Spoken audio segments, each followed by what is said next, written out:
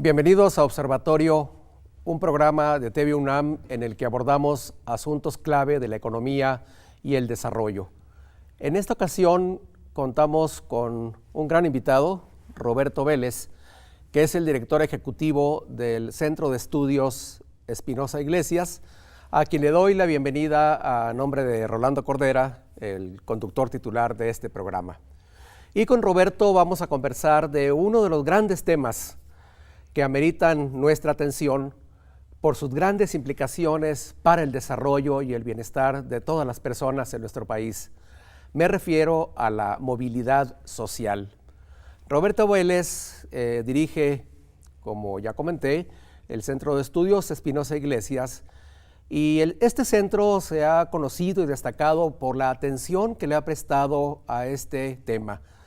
Desde 2006 levantaron la primera encuesta relacionada con la movilidad social, la han ido repitiendo y han publicado una cauda grande de estudios sobre la movilidad social. El más reciente de ellos, Movilidad Social en México 2019, hacia la igualdad regional de oportunidades, le da una nueva perspectiva al tema que han estado abordando. Gracias, Roberto, por estar en Observatorio. Y de entrada te pido expliques un poco cómo entienden ustedes la movilidad social. ¿Cómo podrías resumir la idea? Bueno, antes que nada, muchas gracias por la invitación, Enrique. Es un placer estar aquí en la UNAM. Como tú bien decías, en 2006 arrancamos con este proyecto y la pregunta básica que nos hacíamos desde el CEI es si las condiciones de origen de las personas están determinando sus opciones de logro en la vida, ¿no? Es decir, el hecho de nacer en un hogar con ciertas características, con cierto nivel de riqueza o con cierta desventaja en términos de riqueza, hace que estas posibilidades de las personas se limiten o no. El hecho de nacer en una región o en otra, el hecho de nacer hombre o mujer, ¿no? Esas son condiciones sobre las cuales las personas no tienen control, es decir, tú no eliges en dónde quieres nacer y con quién quieres nacer. Entonces, esa es la pregunta básica, si el hecho de esas situaciones o circunstancias sobre las cuales las personas potencialmente no tienen control, están siendo los principales determinantes de sus opciones de vida. ¿Y cómo han respondido a esa pregunta, en términos generales, con todos estos estudios? Lo que nosotros encontramos, que no es que sea únicamente una problemática que se presenta en México, pero un primer resultado que encontramos es que, sobre todo en los extremos de la distribución, los extremos de la escalera social, la movilidad social es baja. Es decir, el hecho de nacer en la parte baja de la distribución o nacer en la parte alta de la distribución, limita mucho las posibilidades de cambio en términos de la posición. Es decir, nosotros lo que hacemos es, vamos a las casas y les preguntamos sobre sus condiciones actuales de vida a los adultos y luego les preguntamos sobre condiciones del hogar de origen y el nivel educativo de sus padres, de la generación anterior, ¿no? Y entonces ahí es donde podemos hacer la comparación en posición en la escalera social de dónde acabaron estos adultos entrevistados en comparación con la posición que ocupaban sus padres. Que es como podríamos entender entonces movilidad social, el cambio de posición en la escalera social. Nosotros lo analizamos de esa manera. Tú podrías analizarlo de otras maneras. Podrías pensar en términos de niveles, no de posiciones, ¿no? Nosotros, en particular en el CEI, nos concentramos en lo que se conoce como movilidad social relativa, ¿no? Es decir, cambios de posición. Al decir eso, quieres transmitirnos que hay varios enfoques de movilidad social. Hay varios enfoques de movilidad social y también varias dimensiones de análisis. Claro. Es decir, tú podrías estar concentrándote en análisis, que eso sí lo hacemos, ¿no? Movilidad en el ámbito educativo, movilidad en el ámbito laboral, movilidad en el ámbito de riqueza o de aproximaciones a la riqueza, ¿no? Claro. O sea, es toda una variedad y luego puede serlo en términos de niveles, en términos de posiciones o, por ejemplo, ver en términos de posiciones a lo que te refieres es qué tanta fluidez hay a lo largo de la escalera social, ¿no? Pero también podrías pensar en no cruces de un estrato a otro, sino qué tanto se mueve la gente dentro de su propio estrato de origen, ¿no? Entonces, su conclusión básica con estos estudios que han emprendido a partir de aquella encuesta de 2006 es que en los extremos de la escalera social hay baja movilidad. Hay baja movilidad. Pero dijiste, México no es el único país al que le ocurre eso. También han hecho estudios comparativos. ¿Cuál Sí. es la comparación que hacen en términos de movilidad de México con otros países? Tú observas una tendencia internacional donde las menores opciones de movilidad se concentran en los extremos de la distribución. La pregunta ahí es qué tan lejos o cerca está México de esa condición.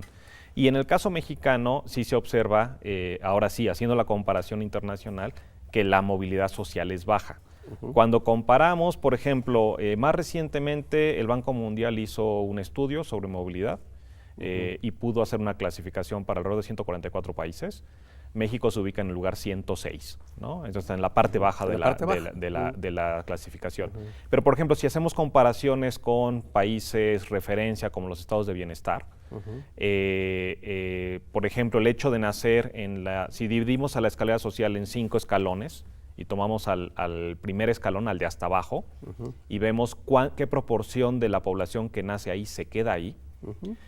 Si tú haces una comparación con, por ejemplo, los países escandinavos, la tasa de reproducción, es decir, la tasa de persistencia en esa parte baja de la distribución, se acerca al doble en el caso mexicano, ¿no? Si te comparas con otros países que también son referencia, pero que no son estados de bienestar, por ejemplo, Estados Unidos, pues resulta que Estados Unidos no le va muy bien. Es decir, Estados Unidos tiene una tasa de reproducción, una tasa de persistencia en la parte baja de la distribución, no tan lejana de la mexicana. Pero cuando hablamos, y regreso a la discusión sobre el concepto de movilidad social, ¿cómo la definimos? Cuando hablamos de movilidad social, en este caso estamos hablando de cambios de posición, y entonces cuando haces comparaciones con países como Estados Unidos, tienes que tomar en cuenta el nivel que representa en términos de nivel de vida el estar en el primer escalón en Estados Unidos versus estar en el primer escalón en México, ¿no? Claro. Hay una pregunta que ustedes se hacen y que de hecho ha aparecido como subtítulo en uno de los informes, el de 2018. ¿Por qué es baja la movilidad social? Pues justamente es parte de lo que hemos ido analizando. Este documento al que haces mención de 2018 es parte de una serie que hacemos cada 6 años sobre, dado el diagnóstico país que tenemos de los informes de movilidad social, entonces construimos una propuesta de política pública en el marco de las elecciones federales. Entonces, esa propuesta que tenemos de 2018 se basa en el diagnóstico país que teníamos de la encuesta 2011 que se presentó en 2013 y una cosa que planteamos es que no estamos estableciendo pisos mínimos de bienestar, es decir, los pisos mínimos para arranque y avance de la población no están garantizados, ¿no? Y entonces nosotros hacemos ahí un planteamiento de la necesidad de no solamente concentrarnos en términos focalizados para la población más vulnerable, sino de establecer pisos universales de avance y arranque. Y entonces tocamos los temas de educación, de salud y sobre todo de protección social. Es decir, respondiendo a otra de sus preguntas, la condición de origen sí determina el futuro y el destino de la población según el estrato o el escalón en el que haya nacido. El peso es muy importante. Si nos concentramos en el resultado nacional de este informe y observamos qué es lo que pasa con los del primer piso, de los 5 pisos, decimos, de cada 100 que nacieron ahí, ¿cuántos se van a quedar ahí? Es prácticamente la mitad. Ahora, si tomamos en cuenta no nada más que se queden en el primer piso, sino que lleguen al segundo piso, lo cual significa que sigas, dada la proporción de pobreza que tenemos en México, sigas en pobreza, ese porcentaje sube a 74%. Es decir, 74% de cada 100 que nacen en la parte más baja de la distribución no lograron salir de la pobreza. Hay baja movilidad. ¿Y cómo se percibe la movilidad desde la sociedad, desde nosotros, desde las personas? Sí. Es decir, la conclusión de ustedes es una conclusión derivada de la investigación, pero también han estudiado los casos. Siempre en las encuestas tenemos una pregunta sobre percepción de movilidad, ¿no? Es decir, les preguntamos en una escala del 1 al 10, ¿dónde naciste y dónde estás hoy? ¿No? Y es curioso porque la percepción de la gente no es consistente con la información objetiva que ellos mismos nos dan, nos marca en términos del resultado. En términos de percepción, esta baja movilidad en los extremos de la distribución no se observa. Si se observa mucho intercambio de posiciones desde los extremos de la distribución. No que los del primer estrato consideren que se movieron hasta el quinto estrato, pero sí se mueven hacia el 2, 3, 4, ¿no? Ya sea para arriba o para abajo. La percepción social es que tenemos más movilidad en México. En los extremos y menos en los medios, cuando el resultado con dato objetivo es el contrario. Mucha fluidez en medio y poca fluidez en los extremos. Un caso más en el que la percepción no coincide con la realidad, incluso con la realidad autodeclarada. Exacto. Ahora, en el informe de 2019 encuentran algo adicional en relación a la movilidad regional. ¿Puedes resumir la idea? Porque vamos a hacer un corte enseguida y lo vamos a Si quieres te cuento cómo parte. Llegamos a eso. O sea, Adelante. 2006 es una encuesta nacional dirigida solo a hombres jefes de hogar, que es la convención en los estudios de movilidad social. Entonces, nosotros nos quedamos con la duda de qué está pasando con las mujeres. Entonces, en la encuesta de 2011 lo que hacemos es decir, vamos a ir también por población femenina, o sea, para población mexicana y que tenga representatividad tanto para hombres como para mujeres. Y ahí encontramos un primer resultado de diferencias en movilidad social entre hombres y mujeres. 2017, que es la encuesta en la que se basa este informe, lo que hacemos es seguir una tendencia internacional en términos de la literatura de movilidad e igualdad de oportunidad, que es empezar a ver si dentro de regiones, al interior de estas regiones, qué tanta heterogeneidad hay intrarregional en términos de las opciones de movilidad social. Entonces, lo que hicimos con la encuesta de 2017 fue no solo garantizar representatividad para población mexicana en general, hombres y mujeres, sino que generamos un diseño de tal manera que tuvimos representatividad para 5 grandes regiones y también contamos con una sobremuestra para la Ciudad de México. En un momento más nos platicas qué encontraron de diferencias entre regiones. Claro que sí. Continuamos.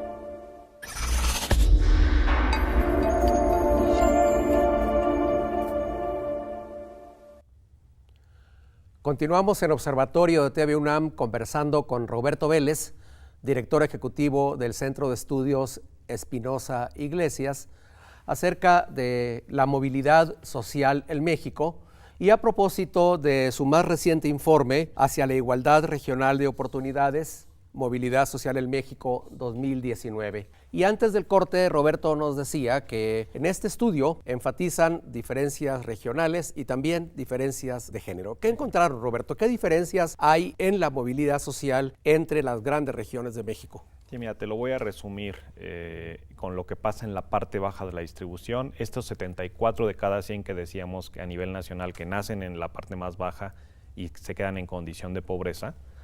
Cuando tú haces el análisis a nivel regional, tú lo que observas es un gradiente que va de norte a sur, en el sentido de que en el norte hay más opciones de salir de la condición de pobreza, dado que naciste en la parte más baja de la distribución, y en el sur hay mucho menos posibilidades. Si comparamos los extremos, que son la región norte, que son todos los estados que tocan frontera norte, este 74 de cada 100 se constituye en 54 de cada 100. Es decir, 20 personas menos se quedan en la condición de pobreza en comparación con el promedio nacional. Esto para el sur, que es Veracruz, Tabasco, toda la península, Guerrero, Oaxaca y Chiapas, sube a 86 de cada 100, ¿no? Entonces, eso quiere decir que pasa de 74 a 86 en comparación con el promedio nacional y que la diferencia en número de personas por cada 100 que nacen en la parte baja de la distribución que se quedan en pobreza en comparación con el norte es 86 menos 54, 32, ¿no? O sea, de ese tamaño. Brecha profunda. Es una brecha muy grande. Podríamos llamarla la brecha regional de movilidad. La brecha regional de movilidad es de ese tamaño. Y, por ejemplo, otra manera de verlo es con relación a los que salen de la pobreza. Entonces, si en el norte se quedaban 54, eso quiere decir que 46 salen. En el sur, si son 86, quiere decir que 14 salen, ¿no? Y si hacemos una razón simple de comparación de 46 y 14, esto lo que te quiere decir es que la probabilidad de poder salir de pobreza, dado que naciste en la parte más baja de la distribución, si naces en el norte, es de más de 3 veces en comparación con el sur, ¿no? De ese tamaño es la diferencia. Y se trata de un hallazgo crucial sobre todo en un contexto como el actual, donde las brechas regionales de desarrollo económico, medidas con diferentes indicadores, parecen estarse profundizando. Eso quiere decir que podrían estarse agravando las condiciones de baja movilidad en el sur. No nos sorprenden por todo ese tipo de indicadores con los que contamos, pobreza, seguridad social, etcétera. Tú ves todo este gradiente regional.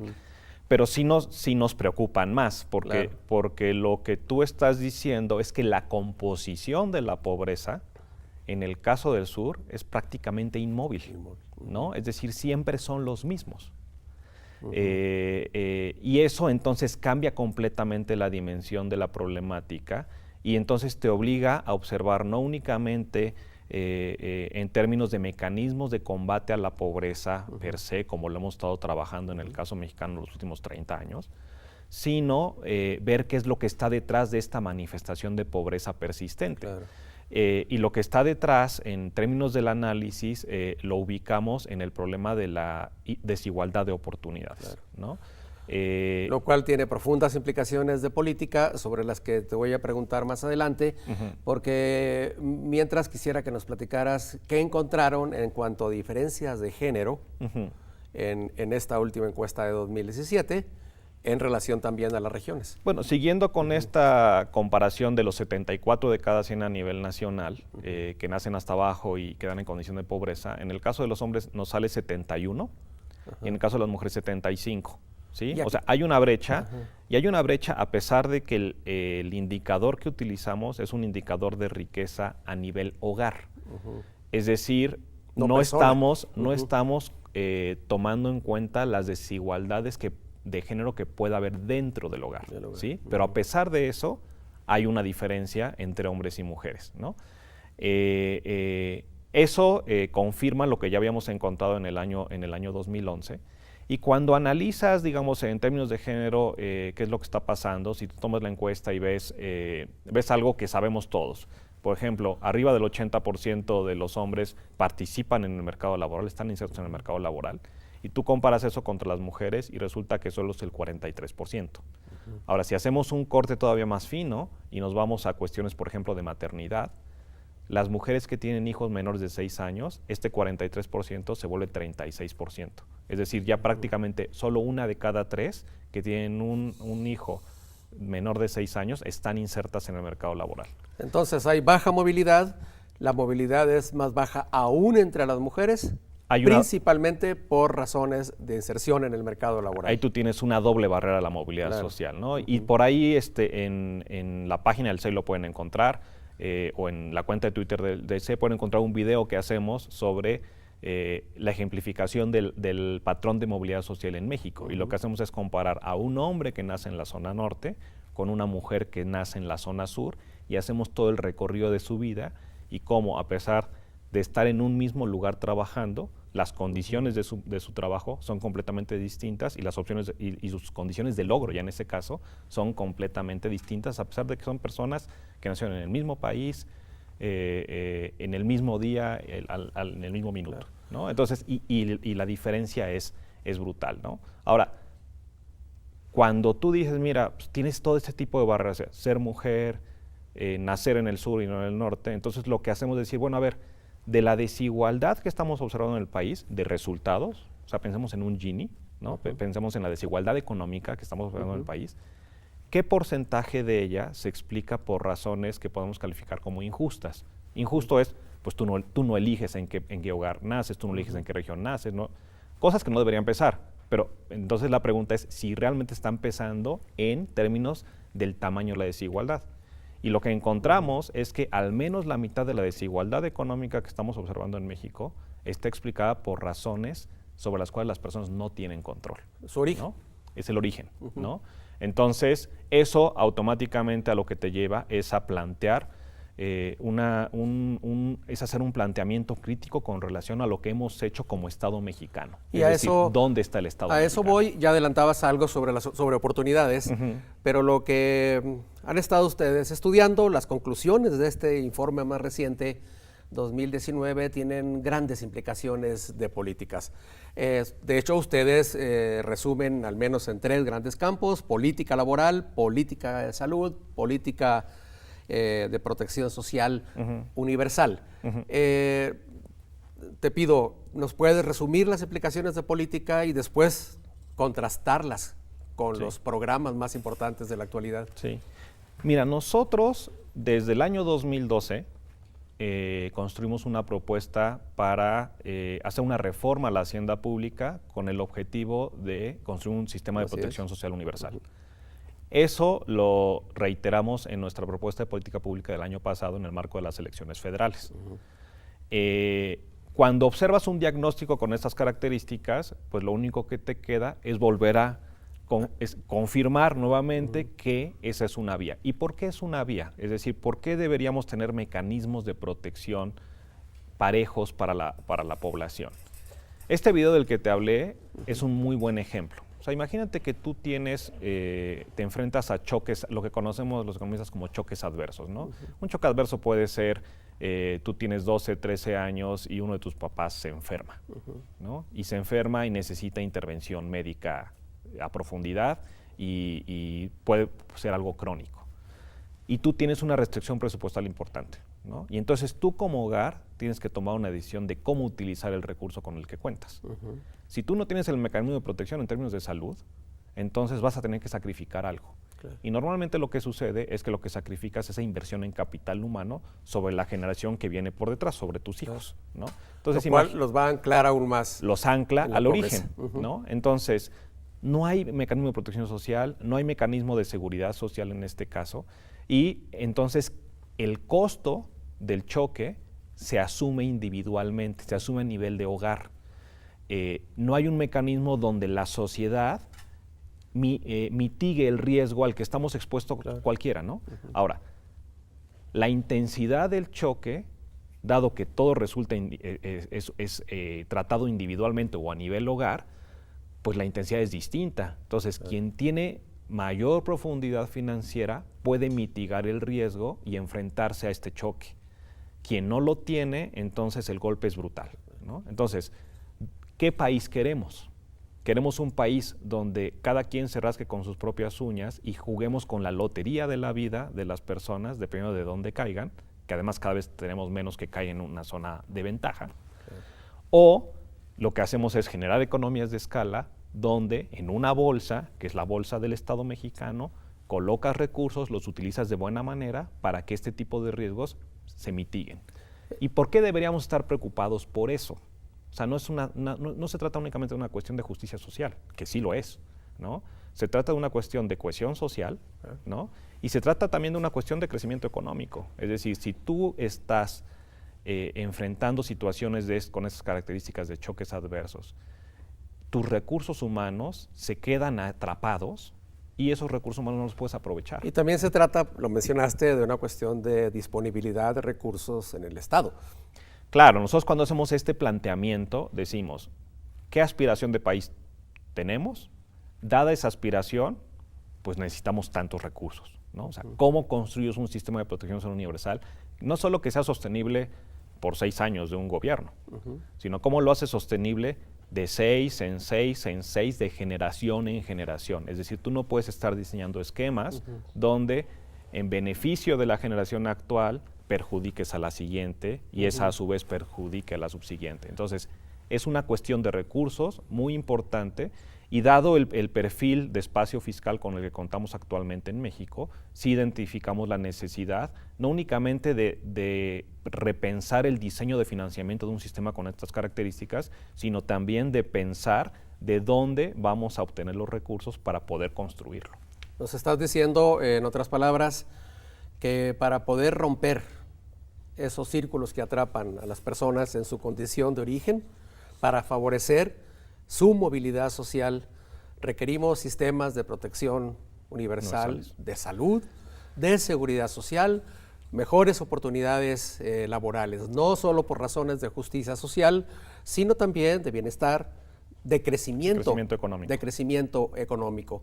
De tal manera que no solamente propiciemos mayor movilidad, sino también reducción de esas profundas brechas que ustedes identificaron entre regiones. Y eso tiene implicaciones de política económica y social muy profundas. Sí. Y eso cambia la manera de entender el modelo económico. Es decir, nosotros no estamos pensando en cómo generamos crecimiento económico para que luego podamos generar mecanismos de redistribución, sino que entendemos que el crecimiento económico depende de la movilidad social como mecanismo para promover. Muy bien.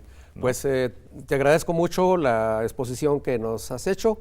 Yo invito a todos a consultar los informes del Centro de Estudios Espinosa Iglesias sobre movilidad social. Muchas gracias. Y gracias a ti, Robert. Gracias, Enrique.